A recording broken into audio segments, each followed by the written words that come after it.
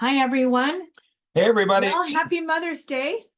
And today is that day, Sunday, Mother's Day, 2024. Yes. Anyway, it's a beautiful day, and you can see some beautiful flowers that came from somebody's yard in Eagle, Colorado. That's where that was taken years Yes. ago. Beautiful. Yes. So, Mother's Day, obviously, as you know, can be difficult because a lot of us feel like we want to be loved and maybe we're not being loved as we thought. And then maybe even the people we want to give love to, we don't feel like they can receive it. It can be a really painful time. And so, how appropriate. We're doing part two. Oh, we got a guest. All right. All right. We just started, actually, precious guest. We'll call him Bobby, okay? Yep. So love is letting go of fear is the topic. It's part two of what we started last week. So a very good book. I don't agree with everything that this Gerald Jampolsky, MD, believes in, but I really have enjoyed. I feel like he has really started a revolution in this world because of these things that he's got in this book. However, they're not fully balanced, but totally understandable. I just want to repeat from last week that Gerald G. Jampolsky, incredible man. See, he was a psychiatrist. He had a lot of years of practice, and he had a very big, huge practice, actually. Amazing guy, helped cancer patients, mentally ill patients, trying to help them to get free. I mean, he really gave a lot. He really, really gave a lot of love. But what happened was then he became depleted himself, having not taken care of himself. And the next thing you know, not taking care of his family, is gone too much, working too much, and his family, his wife divorced him. Big, huge blow.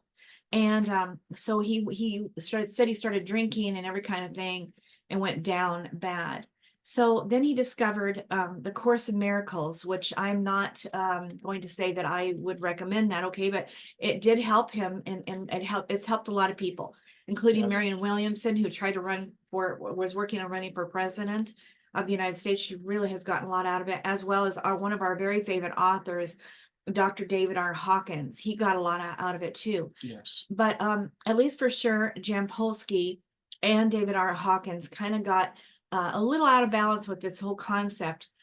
What they're trying to say, though, is that we tend to filter in our minds everything that is coming from our past. It's like everything in our minds comes from thoughts of the past that we now bring into the present, or we're worried about the future because we're worried that the past will repeat in the future, and then we're afraid and we're bound up, we're paralyzed from being able to go forward because we're afraid of that we might mess up and do the same horrible things, or people might do the same things to us that have happened in the past, and we can't seem to see the present moment afresh. And Dan and I were talking about this the other day. It's like, how when a person changes and they just want you to see them in their new light. Like a good example of it is Eckhart Tolle, some people call it. Really amazing guy. He's written a lot of books. The Power of Now, one of those books. And he would go visit his family, and they could not see him as the new guy that he was, changing the world, changing it up in a big way, making good living for himself in so doing as well. So he was not the loser Eckhart Tolle who wouldn't go to college and wouldn't be a part of the father's practice.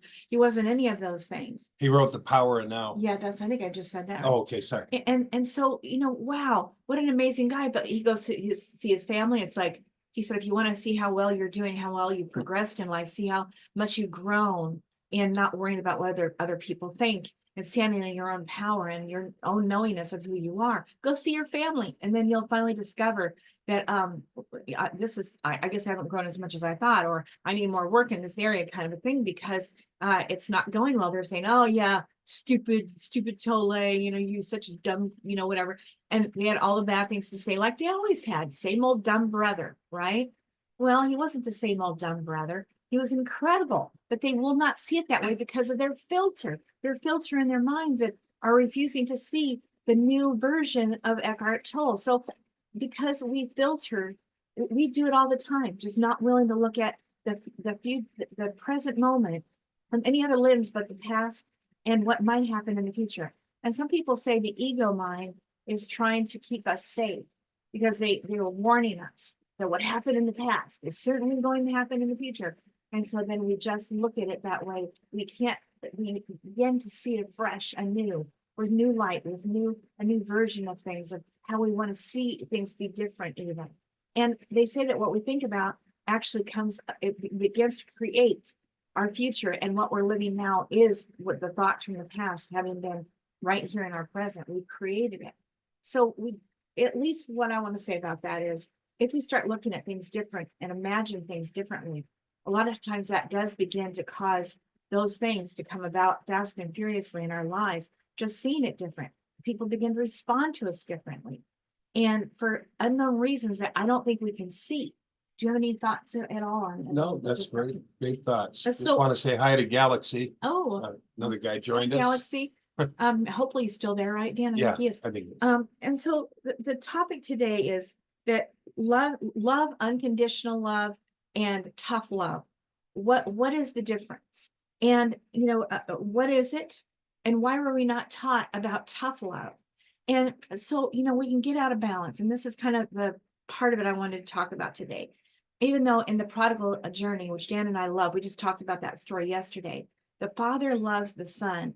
And the son said, Dad, I just want to go out and I want to live my life to the full. And I want you to give me my inheritance so I can get out there and enjoy this inheritance. And I want it right now. I don't want to wait until you're dead. So the dad complied, gave him the money, and off he went, knowing what he was going to do with it. And sure enough, so it's a story, okay?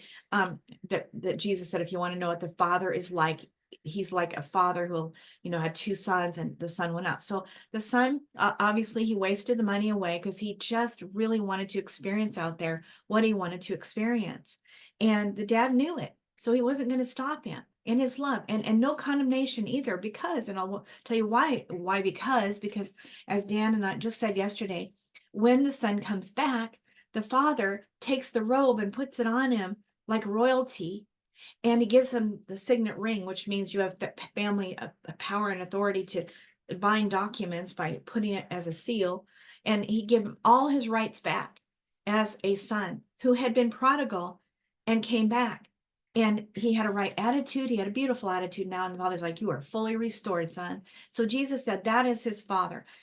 So in my way of looking at it, Jesus is saying that we're all prodigal sons on our journey, and we've got to get to the end of ourselves. And when we are done, we come back. So we come back. And so what happened in that story anyway is that the prodigal son's brother was furious at all the love and the unconditional love and all of that kind of thing.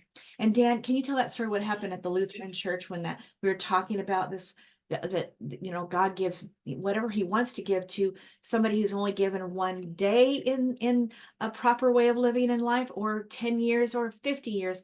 He rewarded, in that story in the Bible, he rewarded all the same, whether they came in to do the job in the field 1 hour or all the hours of the day. And so this lady got mad about that story. Yeah, because we were visiting a church, and I was sitting behind this lady, and this guy was giving this talk, and he was saying how, if you return back to God, if you return back to wholeness, if you return back to completeness, then you're restored, and that was a beautiful thing. The guy said, he was really making a big deal about it. This is a beautiful thing, that God doesn't keep track of time, and all this sort of thing. And anyway, this lady was furious in front of me, and she's shaking her head and doing this, and I'm kind of behind her like, wow, this is like a church. We didn't go to that church. We visited a lot of church, me and Angela, over the years, a couple hundred.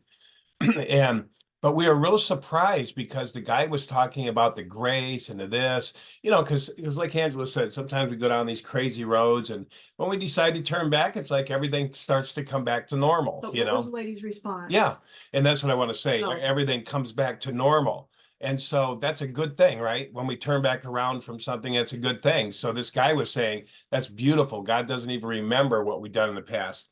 So anyway, this lady was sitting up front, and she's like, this is terrible, why do they deserve? She spoke out. She actually spoke out and said, why do they deserve that? Why? I've been in this church for years serving, showing up here. And I'm thinking, boy, was it a burden? And giving up.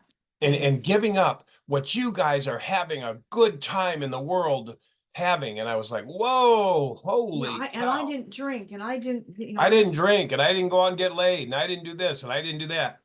And so I spoke up and I said, do you think a guy that's drunk every day, it's out there, screwing his life away, do you think he's having a good time? Do you think the guy that lost his wife because of, sexual desire, lust and all, do you think he's having a good time? Do you think everyone's out there is having a good time and you're missing? You're not having a good time here in church. This is a burden. Anyway, it was the most amazing thing. Well, yeah, because she just didn't think it was fair that the guy who only came into the field, this is a story that Jesus was telling her in the Bible, he only worked 1 hour and got the same pay as the guys who came in at the beginning of the day. And so to her, it's like, I've given up a lot in this things of this world so that I could get a good reward in the end. And these guys have just lived it up, done everything that I wish that I could have done, and they're going to get the same reward that I'm getting. See, this prodigal son journey, this prodigal son in this story is getting the same reward as the son who never left. See, so the son who never left is mad now because he sees that everyone is going to celebrate a big, humongous celebration with a lot of to do and a robe and the ring and restored. No, dad. He's been the scumbag in the family. He's been the loser. What are you doing? I am not going to celebrate. And he said, wait, son, look, my son, my blood was dead in my way of seeing it. I didn't think he was ever coming back. And oh my God, he's here, brother, my dear son. He's here. Our brother, your brother, my son is back. Rejoice with me. No, I will not. This is not fair. And I did everything right. And he's done everything wrong. And you treat him like you never did anything wrong. See, that's the heart of the Father. Jesus was trying to say that. And so, a mother. So today's Mother's Day, right? So a mother, honestly, guys, I mean, if she's normal anyway, she loves her children, whether they have been in prison, whether they're sexually addicted or a severe alcoholic or whatever, that there can be no separation of a mother's heart towards her children, no matter what they've ever done to her, rejected her, thrown her away, called her names, ruined her reputation. It doesn't really matter. She cannot stop loving them. I wonder, is that the love of God in that mother, right?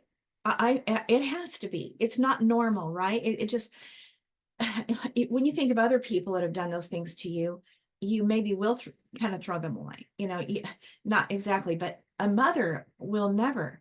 And so that's interesting to me. However, we do need tough love.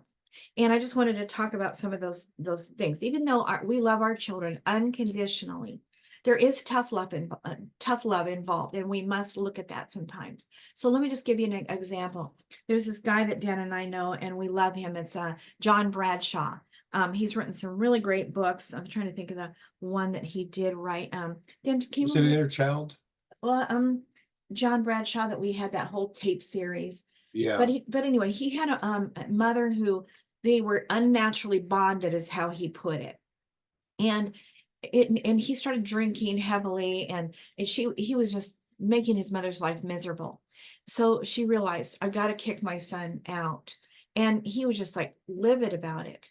But later on, he said, the best thing my mother ever did for me was to kick me out of the house. And now he's a well-known author.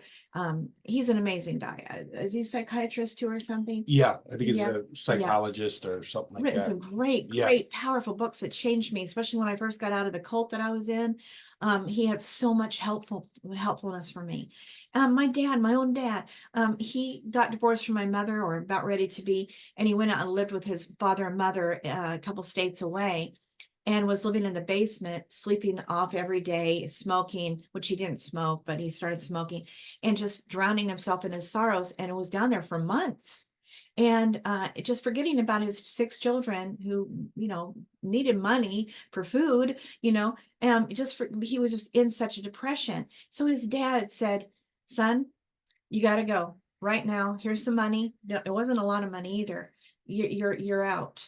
So my dad took his little Vega, had a place to sleep in the back, small, short, and took it to the beach and started living on the beach and the ocean, which my dad loves the ocean, so I'm sure it washed him as he slept through the night, and ate his peanut butter and jelly and bread. I don't even know if there was jelly, but bread and peanut butter, and lived on it until it dawns on him what to do. And he got his life completely turned around, got a really great job doing printing, which is what he did for a living. But that tough love, it doesn't seem like love. And sometimes you have to make decisions that don't seem like love. Sometimes you got to even be tough and put it out there in a way that maybe doesn't seem so loving. And so I'm going to use an example for that too. Did Jesus not do that in the Bible? He did. God had him speak his words, because he said, what I speak is not of my own, it's from my Father, because he was living in that place they call the subtle body, but anyway, you're in tune with God in a powerful way, and he was letting God speak right through him. So he said things that were harsh. You whitewash graves, you hypocrites, you sons of the devil. He said all kinds of things, and that's tough love. Did he not love unconditionally? Was Jesus not able to love unconditionally? Yes, You yes, he know, was. and so that oddly is unconditional love. So part of love is tough love.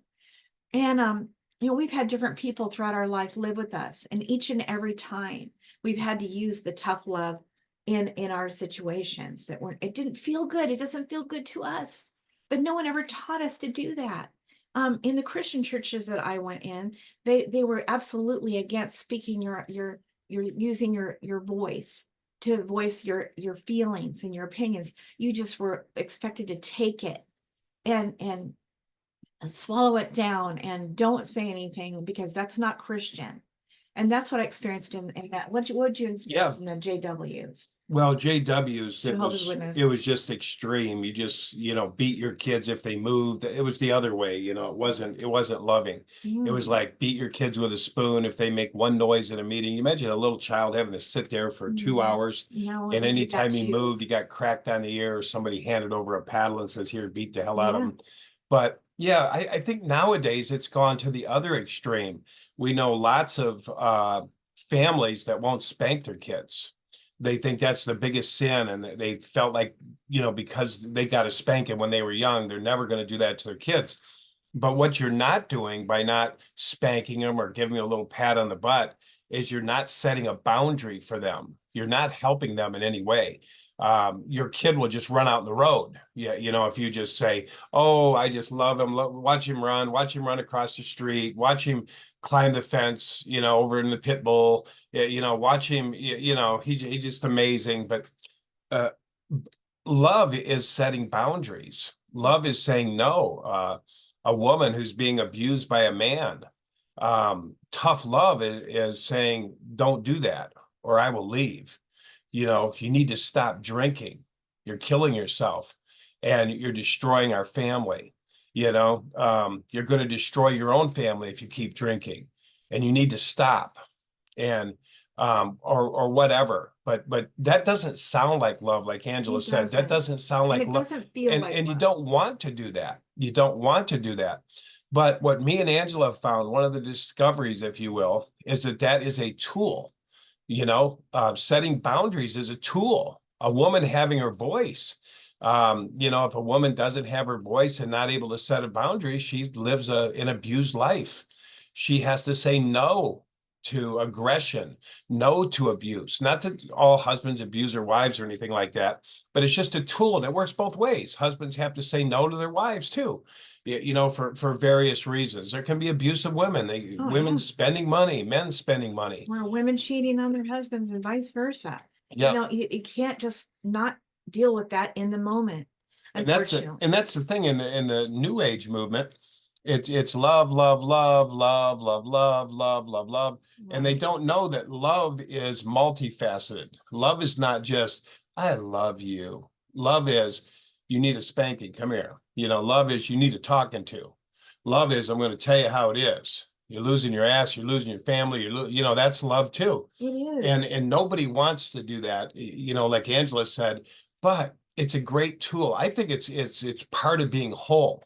I don't think if you don't have a voice, and you're not able to communicate your feelings, you don't even have a good relationship. If a woman can't say, I'm not happy, or "I feel sad because," without the husband throwing a fit and saying, "I work hard, I do," and if they can't have open communication, then your relationship's not going to be whole. It's not going to, flow very well. It's not going to roll very good. And so it's the same in the family. There's all sorts of dynamics. Love is, hey, these are the chores. Let's all pitch in. Let's don't put it all on mom or all on dad. Let's quit, asking for so much money. Yeah, let's start making some money. Yeah, love is, hey, you need to start making some money. Hey, you need to start chipping in. Hey, you need to, give us a couple $100. Yeah, help us out. Get your voice, right? Yes. That's in the moment, right? Jampolsky's whole idea is that you want to you want to be able to say no to the thoughts that are coming in your mind. So let's just say a mother is having a thought like, my son is abusing me, or let's say your father is saying my wife is abusing me, whatever. You're having these thoughts and you're thinking, I've got to do something. I've got to do something drastic. Well, in this way of looking at it, it's like you don't want to look at anything but the moment, and you don't want to have to juggle. In this book, you don't want to have to juggle so much. You just want to, close down and just be in this moment. David Hawkins did that. He stayed in the moment and he meditated a lot. He just got out of reality. He didn't want to have to deal with all that stuff that we don't want to have to deal with. He just wants to be in the now moment of bliss. We can't stay in the bliss all the time. We have to look at these things, like the mother's got to look at these tough things and these tough situations, and the dad's got to look at the son, my dad living there. I've got to look at this. I've got to deal with it in this moment, this now moment. And otherwise, I am not respecting myself. I'm not loving myself.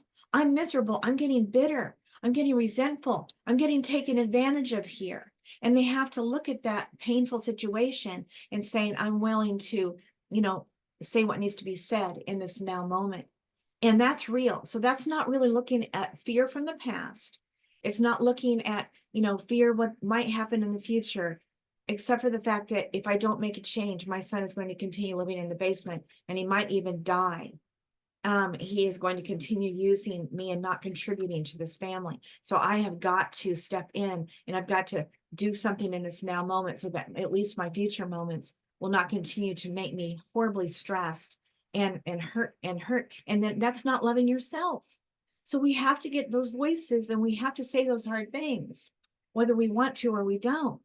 And we can't just, we do have to juggle all the plates. We do have to juggle. We have to deal with all kinds of things, and painful as it is. Now, Jampolsky was really the reason why he wanted to study this Course in Miracles was because they talk a lot about, love and unconditional love and accepting self and getting your mind right, not letting your mind have its way with you, the left and right, things pushing against you on every which direction, trying to get you to focus on these negative thoughts. Guilt, shame, all this. And so you're saying no to the mind and saying, no, I'm going to develop what I want to see in my future right here, right now. And I'm going to choose to forgive myself. That's what he needed, see, because his wife left him. He felt like demoralized by that. So he needed to get rid of the guilt, get rid of the shame. This book, The Love is Letting Go of Fear, his life was crippled because of the thoughts that were in his head. So he had to learn how to control the mind and say, no, I'm going to look at this wonderful, beautiful now moment. And I'm not going to guilt myself. I'm going to say no to the guilt, no to the shame on each side. And I'm going to push it out and I'm going to allow this wonderful moment to be the beautiful moment that it is. And I'm going to forgive myself. He's big into love is forgiving. So his goal is inner peace. The goal for every day in this book, the goal is inner peace. He wants you to write it down, put it on your refrigerator. Inner peace is the goal. And the action is 100% working on moment by moment forgiveness of that person who just cut you off, forgiveness for yourself for thinking negative thoughts, forgive yourself for just having that drink that you said you would never do again. Forgive. And in so doing, you can experience some inner peace. And so the goal is inner peace. The actions are constant forgiveness. But let's just say that someone's taking advantage of you, and they have been for a while. You're not going to be able to have inner peace in that situation. Unfortunately, that's the now moment, and now you've got to do something about it. You've got to speak to it. You got to do something. You can't just do nothing. So you want, and you forgive them. So Dan and I were talking about this yesterday. You know, not everyone is in the same place as we are. Some of us are, you know, we progressed a little bit in our attitudes, our thinking processes. We've kind of got some of that stuff under control. We've let go of some habits, and other people maybe had been there, and then the circumstances, and they went down, you know, into sadness and grief, and you know, they're not in that place. And so we're having to forgive them, knowing that they're going through what they're going through, and they're at where they're at without judgment. So it's just a matter of that's where they're at. Maybe call it a consciousness at the time. Their consciousness is feeling really low self-esteem, self-hatred, things that are actually causing a lot of pain for themselves. And they can sometimes suck us down into that. And so for that reason, sometimes we can't live in that vibration, in that field for very long. We just can't, and we know it. So then we have to speak to it. And then that makes that person sad, mad, angry, bitter. But to self-love, we do have to set those boundaries. We do have to say no. We do have to make some decisions that for that other person don't seem reasonable, and don't seem fair, and don't seem loving. And they'll say that that's not unconditional love. But you know, if you're going to get angry and bitter and resentful and stressed and nervous and uncomfortable, you know, That's not loving yourself. that's not loving yourself. So you got to do what you got to do. That's right. And that's not easy. It's not easy. No. And it, like we said, it never feels good. It doesn't. But part of loving yourself is not allowing yourself to be taken advantage of or abused or anything like that. Exactly. So it's a great, these are just tools, you know, we're sharing with you guys. And for those who don't understand them, it's okay too. You know, a lot of the people are at different places in their life and in different conscious levels. And so they may not understand it. But if we understand it, that's what's most important, that we understand this. Yeah. And, you know, David Hawkins, you know, he got into Course in Miracles, and what he ended up doing is choosing, I think I shared this on the last video, but he did a lot of meditating, because in the meditation, he felt bliss. He felt this closeness with God. He felt this connection with God, to the point, so much of that meditating, that he literally became kind of like, he couldn't even talk right. He sounded like he was like half there and half in another world. I'm not kidding. That's exactly how he sounded like. But he realized it, thank God. And he decided that if I cannot be of any earthly good, and I cannot serve this world, I cannot give this love, I cannot give anything if I'm going to sit here and meditate all day long and learn, you know, from a heavenly way of learning things, because I'm of no earthly good. I'm heavenly, you know, bound, and I'm no earthly good. And so he changed his mind, came back to, wrote a whole lot of books. So did this guy, Jampolsky. He made a huge impact after, you know, getting through this tough spot in his life. He really did. But we are here to serve. And everything about our lives, when we feel good about ourselves, is when we're in service. When you feel bad and you feel down and you feel like you're a loser, get out there and do something for somebody. You know, take your dog for a walk and go in the park and smile at somebody. Go to the emergency room and sit and pray for people. I don't know. Do something. Go pick some flowers and take them to somebody. Go mow your neighbor's lawn. Go paint their front door. I don't know. But something that makes you feel like I did something to give today. And it makes you feel so good. And in my worst hours of my worst dire straits, when I would do that, I felt so much better. When I would do that, smile at somebody, hold the door open, any little thing even makes you feel like I have some worth. I feel worthy to be alive. You know, I was thinking this interesting. Jesus' example was kindness, and undeserved kindness too. Like, I want to give an example as Peter. Now, Peter, if you know the story in the Bible, Jesus was going to die, and he knew it. And God had shown in this moment that was coming in the future about Peter denying him. And he said that Peter said, you know, Lord, you know, I'm going to go with you, you know, whatever you have to do, whatever you got to go through, I'm going with you. And he goes, no, Peter, matter of fact, you know what, tomorrow, this time, I think that's what I said, this time tomorrow. I don't think it said that, but tomorrow you will have denied that you even know me. 3 times actually, before the cock crows in the morning. Before it, that you're going to hear that you're going to have denied me 3 times. And so, see, he knew in advance even that Peter was going to do this, but he said, don't worry. I have prayed for you that you will overcome, because the devil intends to sift you like wheat, meaning he's going to own you because you're going to be in such grief. You know, you might even be like Judas and kill yourself. Of course, nobody knew that was going to happen yet either at that moment, but he said he prayed for him that he will be able to survive that. And then he said, and he had already said, you are the rock, and on this rock I will build my church. And so that had happened sometime before, that he had told that to Peter. And then God shows him, Peter's going to deny that he even knows you 3 times, you know, before he died. So that's what happened. Just like you said, that exactly happened. And when Jesus came back, as the story goes, he kept saying, Peter, do you love me? And he used these different words for love, but Peter said, yes, Lord, you know I love you. He goes, then feed my sheep, feed my sheep.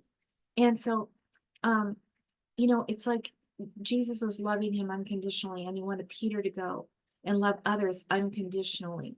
Because, you know, when everybody killed Jesus, Peter is going to end up wanting to be bitter about that. Like, you killed my master.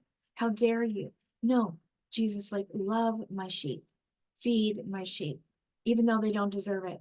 Did you deny me 3 times? I love you. You go now. You must do the same. You must love them unconditionally, whether they treat you good or not. So the admonition in the Bible is when people treat you badly, that whether they you know, how does the Bible scripture go down about that? That when they speak all manner of evil against you, they reject you, they, you know, whatever that I don't know why my brain's just going mush on that, but a scripture that when they treat you bad and they reject you and they speak every kind of manner of evil against you, that you do not, that you love. Yeah, do not return and you evil for forgive. evil, but return evil with the good. Yes, like and you that. and you forgive. We must forgive. Yes. So so he's giving that example to Peter, and he loved him knowing what he was going to do. And That's amazing. He knew that he was going to be great in the kingdom, that God was going to put him in a very, you know, powerful position in the church after Jesus died, even though he denied even knowing his best friend. Like, I don't know him. I don't know I don't know the man. He said 3 times, just like Jesus said he would, out of fear. It was really out of fear that he said that, because he didn't want to be killed. He didn't want to be dragged into the horrible situation. So he got himself out of trouble. It's human nature, but God sees beyond the human nature, and he sees the real self of us. And that's why when we see people acting out in their lower consciousness, their ego way of being in life, we're being called to look at them as their higher self, as their innocent self, as their child self, you know, like a child would be, seen behind it all, like Jesus saw Peter, you know, beyond the point where he did the dirty and denied even knowing his friend. God sees beyond all of it. And that's where we've got to get to in our kindness towards ourselves. We've got to love ourselves, you know, knowing all these different aspects of life where, yes, you love, but you also have to be tough and sometimes in your love. Love isn't always lovey-dovey, kind, sweet, kissy. It's not all about that. No. Some God's love, like Jesus had to say, for the sake of the people, you whitewash graves, which means, you know, you're hiding behind a bunch of lies and a bunch of untruths, and it's like death behind in your mind there. Get that crap out. Get that crap out of your life and out of your mind, because you're living in the devil's world by having those kinds of thoughts in your brain and have them in your heart. And so you if you want to be a part of the devil's world, then go ahead and keep on having those ugly thoughts and things that you're thinking. But, you know, if you want to be in the Father's kingdom, then you got to get out of that world. So that it was love that drove God to say that through Jesus. You know, right now you are living in your Father's kingdom. And if you don't want that Father, you're going to have to lay down all that stuff and go a different way so that you can be in the right Father's kingdom at this moment. You can have that moment right now if you want to, but you got to make a choice. And so it was tough love that said the tough things. And we have to be the same. We can't be nandy-pandy, wishy-washy, you know, weak and oh, just love each other. You know, when people are being raped, when people are being sacrificed, when people are being beaten, and when they're being sexually abused, and these kind of things, we don't just, I don't know, we just don't say nothing. We don't just do nothing. We have to stand up. You know, back in the day, Dan Woodistan and I were talking about this the other day. When people saw each other doing things, they go, "What's the matter with you, boy?" You know, and they'd slap around, they'd say things, tough things, the tough They're pretty things. open. Yeah. What are you doing to blah, blah, blah, blah, and they really let them have it. And we're not seeing that anymore. No, I don't know what happened. What happened? I don't know. I think that we're in an entitlement. I think we're in entitlement age. I think it started with, we don't discipline our kids anymore. We don't expect anything of them anymore. They can play with a cell phone for all day and nobody interferes with them. They start crying and we're told, oh, don't discipline your kids. Don't do this. So kids have gotten, because of, like Angela said, because we haven't had our voice, because we haven't said, hey, get up, go get a job. Hey, you need to contribute to this family, whatever it is. Yeah, they've gotten into this entitlement. They're used to being served and waited on. A lot of these kids are used to being served and waited on, and they That's true. expect it. Yeah. They just expect it. You have a house. They don't think that you go out and work hard every day and to provide. And me and Angela, we finish kitchen cabinets and we crawl around the floor and we spray and we do all sorts of stuff and to make a living and pay our taxes. And yeah, but sometimes people will come on board and it'll be just you have and I need. So Yeah, I know. And then I think another reason why that happened with the children is because moms and dads started working 2 jobs, oh yeah, 3 jobs to make ends meet. So what'll happen is, especially the mom, she'll come home and just feel guilty. Like, I haven't been a good mom. So I know I don't deserve the respect that I am due because I've been a bad mom, because I'm leaving you alone countless hours. And so they just don't want to say no. They don't want to correct them because they feel like they're already kind of on their graces because the kids they're resentful. And they know it. The mom knows this instinctively. Women are intuitive. We know these things. So they don't want to rock the boat that they already know is tough, that their kids already resentful. So they just let them have whatever they want. Oh, you want that candy bar? Okay. You want this? Okay. You want a car? Yeah, okay. I'll let you have it because you feel guilty for not being the kind of parent that you haven't been there. So you want to spoil them to try to make up for the lack. And that has caused this horrible, horrible problem because the children don't respect their parents. They're bitter, they're resentful, then the mother's resentful back because now the kid gets whatever they want and it's gotten out of control. Now I don't know how to reverse it. I mean, you and it's guys, hard to reverse it is. once somebody gets used to these things. Once Wow. somebody get used to entitlement, they cry, they throw fits, they're So true. angry, I hate you, all of this stuff, because these things weren't incorporated early on in their life. That's so true, Dan. So one of the other things that the book says is that we can choose again. We can choose thoughts again. We can choose it's like, okay, so we let the past color the future by our choices of thinking. And so the Course in Miracles says, choose again.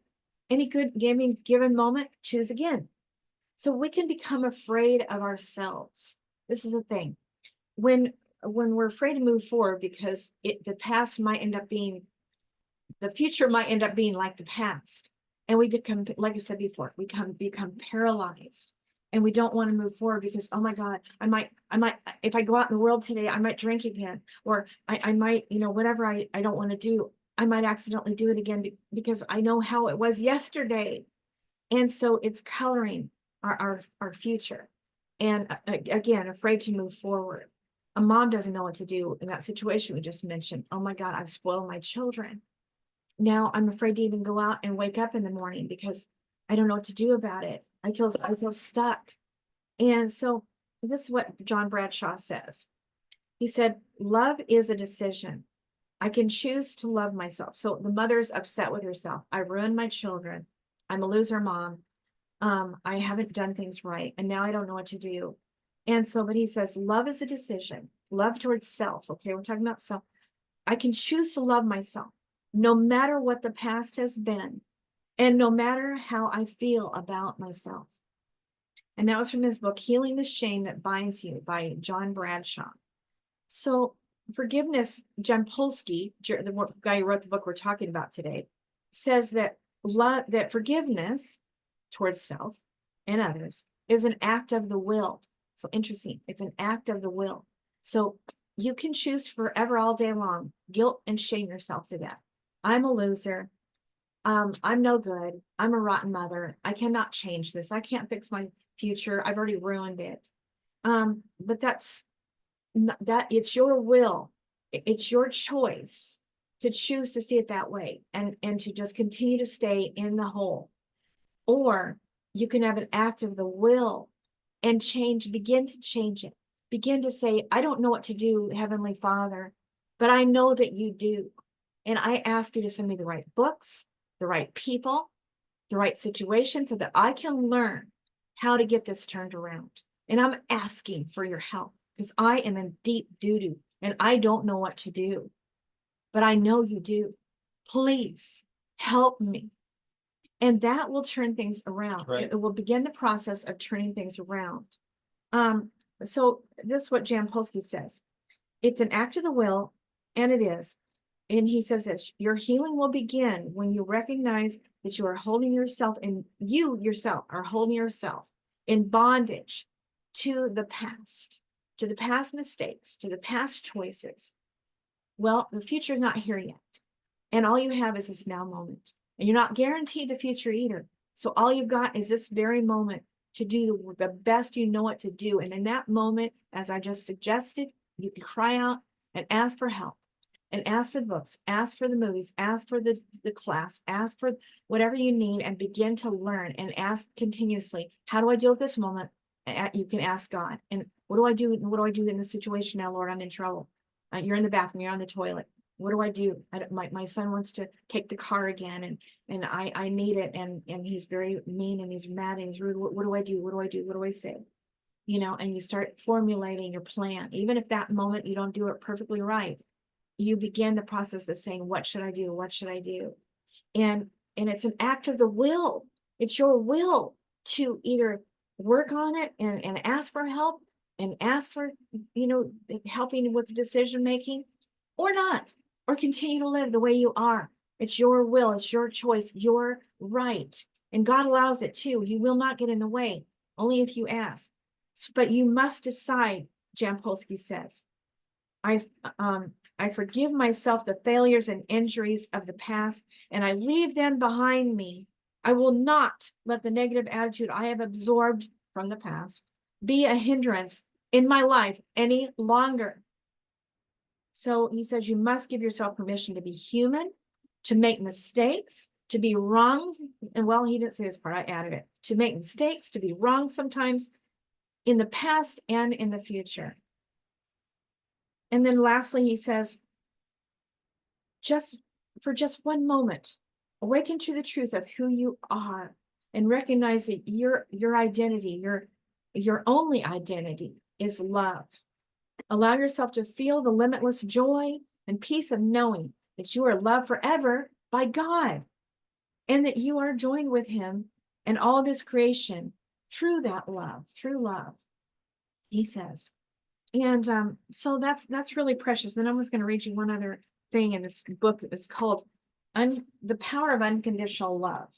And it's put out by Unity World Headquarters of Unity Village. But anyway, this Reverend, I'm not going to read all of it because that's, not allowed to. But this is by Reverend Mark Fuss, F-U-S-S. And the little article is called I Love Myself.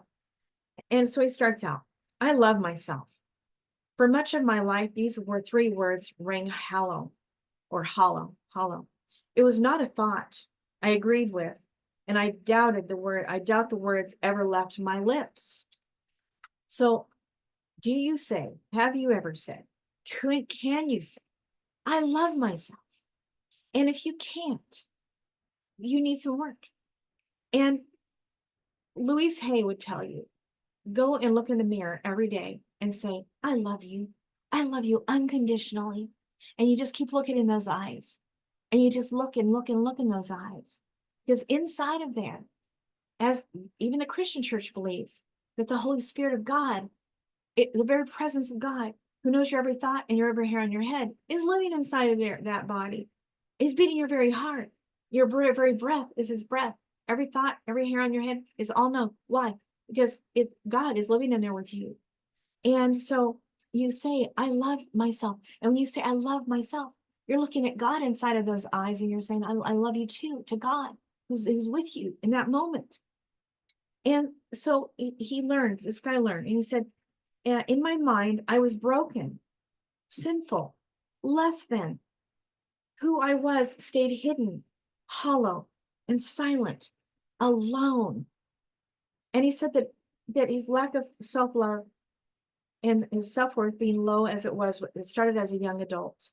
And he got into self-loathing, and he began to soothe his feelings by medicating himself with alcohol and lots of food and even drugs. And he said that he lived off of a miracle for the day just to survive, and from crisis to crisis, and it was this horrible life. So there were people, there were points along, there were angels along the way, thank God. People who saw something in him that he was unable to see for himself. Thank God for those angels. Dan had one. And it ended up later on that he found out that she was even from his own faith. She was a former Jehovah's Witness who became his mentor, came in as an angel. Nobody else could have been the angel for Dan, but a former Jehovah's Witness, because they don't get Jehovah's Witnesses. But this lady, she understood Jehovah's Witnesses. She had been one, and she'd overcome and risen above the circumstances and really became somebody. And she became a great mentor to Dan. You know, Dan probably really owes his life to that woman in a whole lot of ways, because she pulled him up out of the dung, out of the mire, out of the muck, and showed him the right way to live life, to think, to see things, to process things. All these things that you can't, if you don't know how to do that, you don't function well in this world at all. You go hide, you drink because you can't handle it. But we need angels. So we got to pray for angels too. Me and Dan asked for angels in our lives to come alongside of us, because we don't know how to function properly in certain areas. We still don't in some areas.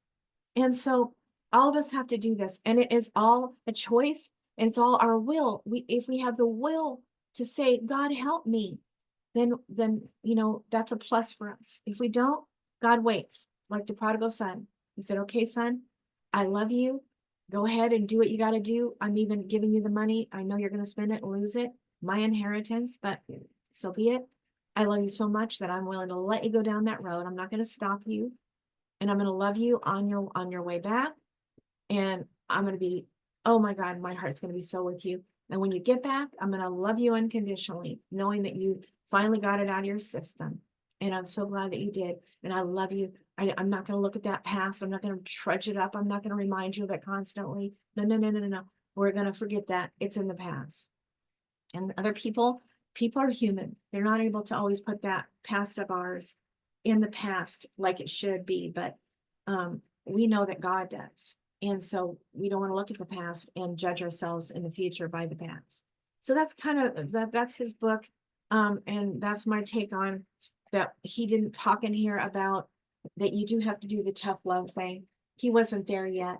Or maybe he got there after this book was written, because he said that I'm a teacher and a student when he was writing this. And so in the Course in Miracles, they believe that you're a teacher and a student. And so he was saying, I'm a teacher and I'm a student, because I'm learning about love. I'm learning about overcoming fear with I'm overcoming fear with love, and the use of forgiveness in every situation, all day, every day. That was his practice. And he repeats and repeats and repeats that in here. Forgive, constantly forgive. And your goal is inner peace. And so you got to love and forgive. By forgiving other people, you're forgiving yourself, and you're loving yourself. And you tend to forgive other people because you're forgiving yourself too. And if you don't forgive yourself, you struggle to forgive other people. So he's big on that. But what he didn't quite get down yet, because he said, I'm a student and a teacher. I'm learning about this. That's why I'm writing about it. As I'm learning, I'm writing. And he didn't have it down yet, that there's also tough love. And that may have taken him down partly because, like, for example, he was needing to spend more time with his family, and he wasn't. and they were suffering. And so he ended up losing that family. And so the tough love thing would have been to say, guys, sorry, I got my family today. I need you guys to handle that. I've got to take care of my family tonight, and I got to spend some time with them. But he didn't know how to say no, and he didn't know how to tough love. And you know, the crazy person, everybody's on him like, you got to come and help us. There's this crazy guy in room number 204, and he's taking off the frame of the door. I think I showed that last time, and he's going to hurt people with it. Oh, please help us, you know, and all this. And he just handled everything, and he didn't give himself and his family and his own life, his personal life, much thought, because he's trying to fix everybody else. He didn't have any boundaries. So he had some things to learn. And I think he probably learned it. But as at the point of this book, he hadn't. That's my personal view. So anyway, Dan? I think those are great thoughts. And I think I agree with the guy that we're always going to be a student and we're going to be a teacher. Yeah. We're supposed to teach what it is we've learned and share it. And then we're always open to learning more. Yeah. Because there's a lot to go in here. We got a lot of programming. We got a lot of things to get out. We got things to take out and lots more to bring in. Yeah. So we can all learn from each other. And that's what we have to do. And we don't judge him either. No. It's not condemnation, just simply that if you read this book, know that we have he probably got it later. Yeah. But this book was a little bit off, and I'm just saying we're allowed to make mistakes. That's right. It's okay if we make mistakes. So what if he didn't quite get it right yet in this book? Should he not have written it because he didn't have everything all figured out? No, we're going to write books too. And they're not going to be all. No, they're not all going to be right. And we're going to change our minds too. Yes. Down the road, right? And then you're Yes. going to be like, well, wait a minute, Dan, you said way back here in this book, da, da, da, and now you're saying this, like, what's your problem? You know, who are you? It's like, you know, stop it. I did the best I could at that moment in time where I was at. I'm trying to give while I learn. And that's what we're all doing. So brace yourself if you end up doing something that you change your mind about later. So what? You know, you change your mind. That's okay. We're allowed to change our minds. So anyway, I hope this helped. It's Mother's Day. I hope you have a wonderful, Happy Mother's Day. Mother's Day. I hope you're blessed. And if you don't feel blessed, I hope you get out there and make sure you feel blessed, because there's beauty everywhere around. And so that will bless you. It's like God blessing you by just being out in that beauty, and you will feel loved. So I hope that you won't like self-loathe like some of these people we talked about today. I hope you'll say, no, it's my will to have a good day. It's my will to self-love and love myself. I'm going to go out. I'm going to feed the ducks. I'm going to, you know, go ring the doorbell of my neighbor who I know is alone and lonely like me. I'm going to ring so-and-so. I know her children reject her. I'm going to call her, make sure she feels loved. I'm going to take her over a donut or whatever, right? Make a phone call, do something. Don't do the pity party thing. Just love. So anyway, thank you. Thank you for everyone who did listen in for even a little bit. We love you.